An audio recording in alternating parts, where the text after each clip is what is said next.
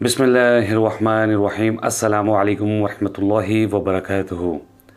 رسول اللہ صلی اللہ علیہ وسلم نے فرمایا، اللہ تعالیٰ جب کسی کے ساتھ بھلائی کرنے کا ارادہ کرتا ہے تو اسے دین یعنی قرآن اور رسول اللہ صلی اللہ علیہ وسلم کی سنت کا فہم عطا کر دیتا ہے۔ جی ناظرین، چھوٹی سی حدیث ہے، آپ دیکھیں کہ اللہ تعالیٰ جب کسی کے ساتھ بھلائی کرنے کا ارادہ کرتا ہے تو اسے سمجھ دے دیتا ہے قرآن کی اور سنتوں کی، احادیث کی شکل میں۔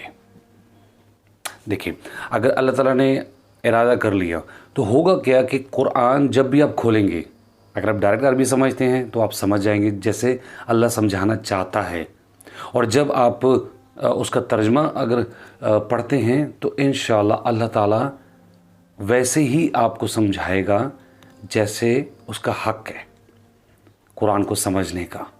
اسی طرح جو احادیث ہیں وہ بھی جب آپ تک پہنچیں گی تو آپ سب سے پہلے اس کا یقین کریں گے کہ صحیح احادیث ہے، اور پھر اس پر عمل کرنے کی کوشش کریں گے اور آپ کے دل میں سکون آ جائے گا۔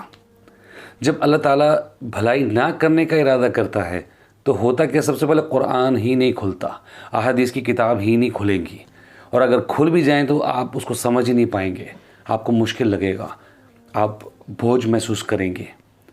لہٰذا جب اللہ تعالیٰ بھلائی کرنے کا ارادہ کرتا ہے تو سمجھیں کہ آپ سے قرآن بھی کھل جائے گا، آپ کو اس کی سمجھ بھی دے دے گا، اور آپ کو احادیث بھی سمجھ آ جائیں گی۔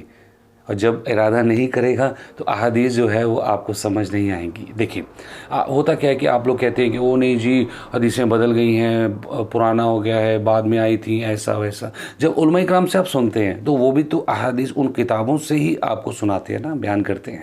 تو جب آپ سنتے ہیں تو پھر آپ کہتے ہیں ٹھیک ہے۔ جب آپ خود ہم کہتے ہیں کہ آپ ریفرنس چیک کریں، خود پڑھا کریں، تو پھر کہتے ہیں نہیں جی یہ ٹھیک نہیں ہے کتابیں۔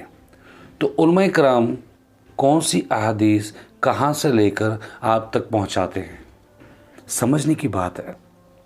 تو سب سے پہلے اللہ تعالیٰ سے دعا کریں کہ اللہ تعالیٰ ہمیں سیدھے راستے پر چلنے کی توفیق عطا فرمائے۔ آمین۔ السلام علیکم ورحمۃ اللہ وبرکاتہ۔